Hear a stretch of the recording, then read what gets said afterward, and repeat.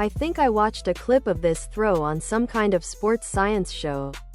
It took an incredible amount of power and precision than one would think to make this throw. I mean, the ball has spin which will affect where it ends up. Potentially a bit of the "there aren't many things I love more than baseball but one of them is being a dad" vintage shirt.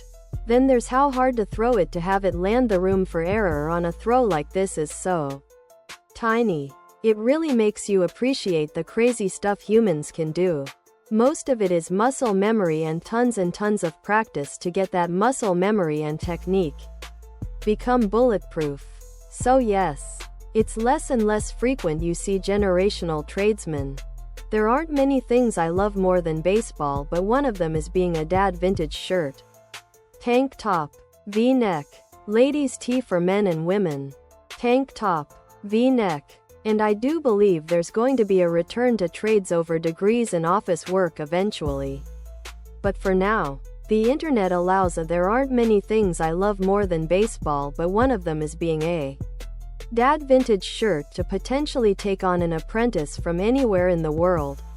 And I think that's a wonderful thing and should be promoted more. I wouldn't necessarily agree that the institution of having masters and apprentices has seen a sharp decline in the past few decades.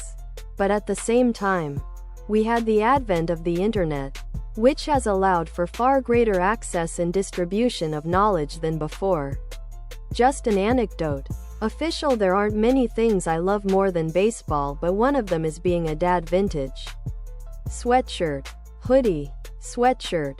Hoodie. But I do know a guy who became a cobbler by learning from a guy in Japan. All over the internet. He found him on YouTube and they developed a modern master-apprentice dynamic online.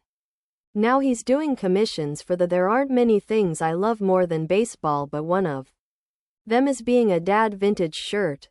Yeah, man. One of the biggest crimes of humanity was how they destroyed the indigenous local crafts and art, so they could supply them with their cheap mass-produced factory products.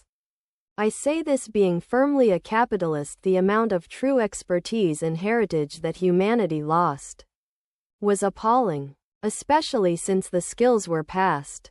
Other products.